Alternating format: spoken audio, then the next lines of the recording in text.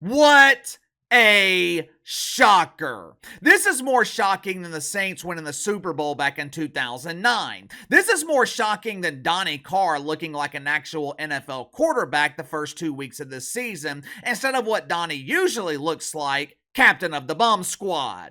This is more surprising than the WNBA dump, managing to draw and maintain an audience without the assistance of Caitlin Clark.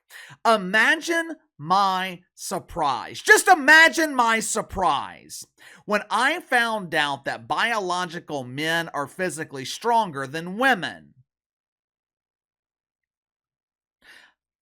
I know you are just as surprised as I am, so I'm going to give you a moment here to gather yourself because I know this revelation is unbelievable.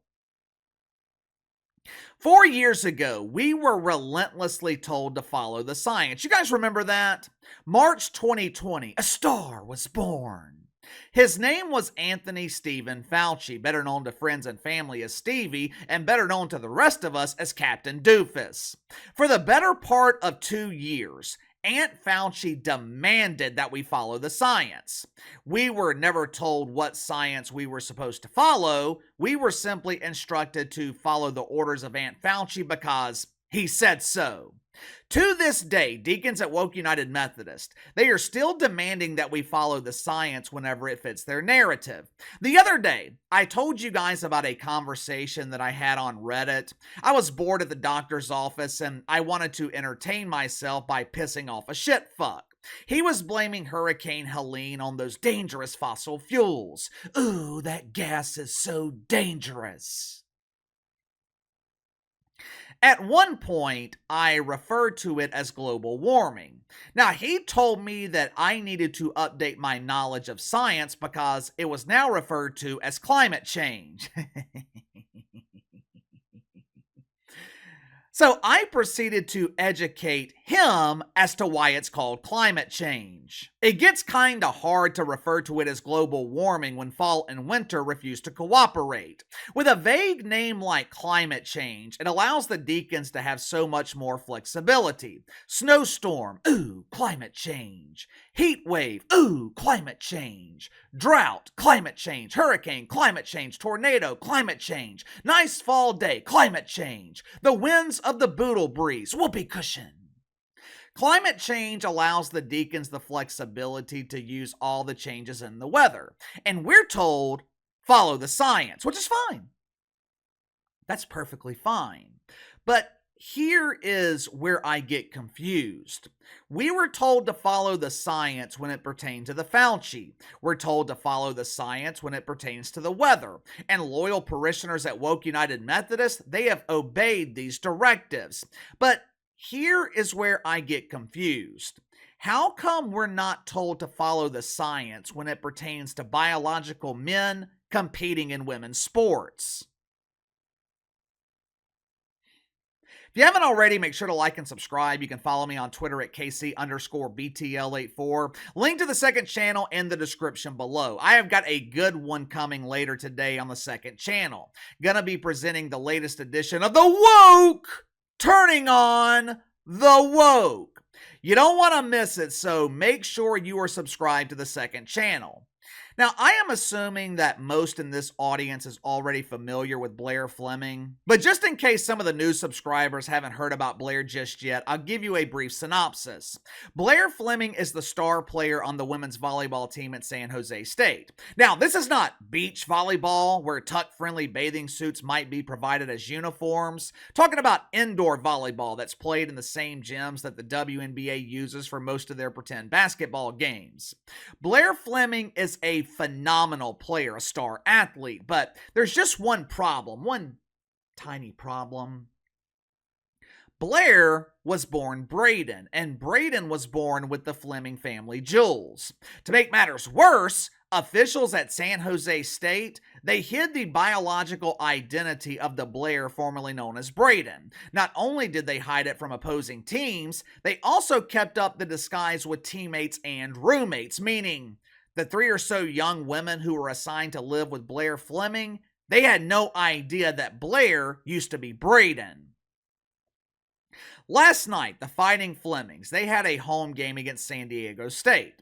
When I initially saw this clip, I thought it was one of Cam Harris's campaign rallies or a playoff game in the WNBA dump because there were empty seats throughout the gym. But once I saw the net, I knew it had to be a volleyball game or a competitive game of ping pong. During one of the quarters or sets or whatever the hell they call it in volleyball, during one of the things, one of the players from the Aztecs, which by the way, isn't San Diego State out of compliance with a name like the Aztecs?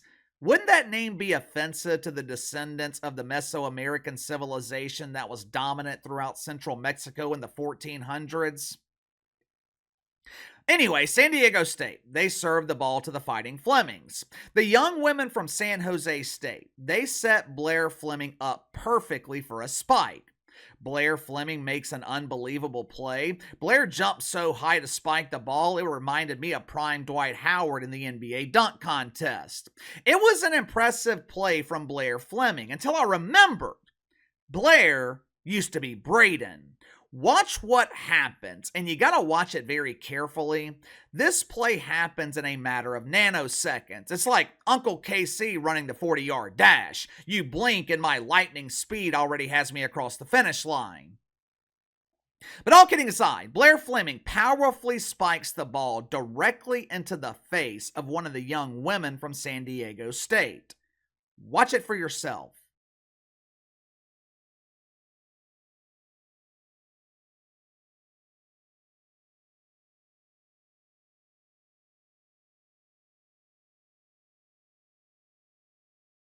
Thankfully, the young woman from San Diego State appeared to be okay. She didn't appear to be hurt, perhaps just some minor bruising this morning on her face. But she was able to complete the game with San Jose State losing their second game of the season. Disaster was avoided in this situation, but it could have been far worse. 2 years ago, a 17-year-old girl named Peyton McNabb was competing in volleyball against a biological male at the high school level. Peyton McNabb took a spike to the face, resulting in long-lasting head and neck injuries. It was absolutely brutal. Even though volleyball isn't a contact sport, it can still be incredibly dangerous when biological men are allowed to compete against women. Remember back when all of this started? It all kind of started off slow. First, it was swimming, then it was track and field. Started with sports where women weren't necessarily at risk of getting hurt physically, they just had to deal with it mentally. Stuff like losing opportunities to biological dudes or sharing a locker room with them. But over time, it progressed into sports with more physical contact, which is the primary objective of the woke movement: progress. It used to be called the progressive movement. Once progress ends, the movement is completely useless. So they always have to be progressing to the next level, which is why biological men and women's sports progress from things like swimming to boxing. This past year at the Olympics, gold medals in boxing were given to participants who weren't born with the proper chromosomes. Question is, what's next? Are we going to be seeing this in MMA? I know for damn sure Dana White would never allow this to happen in the UFC. But who in the hell knows if it could happen in one of those low-budget MMA promotions? Will the NFL be pressured to allow women to join the league? I mean, we've already seen it at the collegiate level. Remember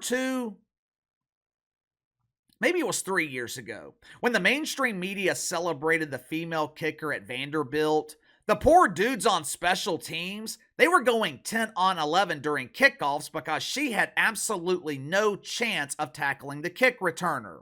Where does it end? How much progress needs to happen before someone gets seriously injured?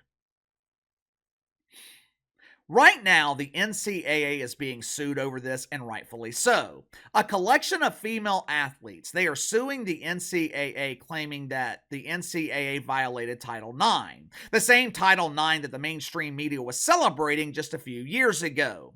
We have been talking about Blaire Fleming for over a month here on the channel. Between both of my channels, we're probably getting close to 10 videos on Blaire Fleming. You know how many mainstream media outlets have picked up this story? None. There has not been a single mainstream media outlet that has written a story about Blaire Fleming. Nothing from ESPN, the network that claims to be the proud home of women's sports. Nothing from USA Today, who donates woke welfare to proud feminist Nancy Armour and the Star Trek virgin Mike Freeman. Not a single word from Keith Olbermann. KTP! Who is quick to call out Riley Gaines but exercises his right to remain silent with Blaire Fleming. I thought the media celebrated athletes like Blaire Fleming, so why is there complete silence throughout the mainstream media? It's not like there's been nothing to talk about. There have been four teams who have canceled games against San Jose State. It would be like four teams in the SEC canceling games against Nick Saban in Alabama when he was still coaching there because they just knew they would lose.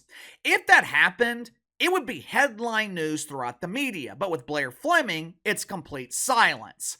Why?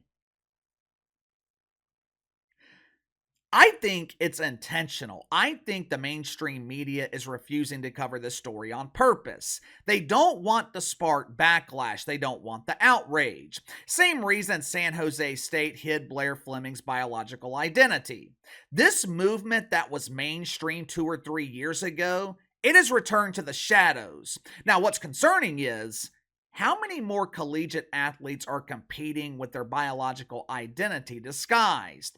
How many Leah Thomases are competing and no one knows about it? Give me your thoughts on this. Blaire Fleming viciously spikes the ball into a young woman's face. Now, thankfully, the young woman from San Diego State, she seemed to be fine, but this could have been a hell of a lot worse. I can't believe San Diego State put their team in this situation. I can't believe the players agreed to play. You've already been given the blueprint. 4 teams have outright refused to compete against San Jose State. Now, what would you do if your daughter was in this situation? I know what I would do. She would not be playing.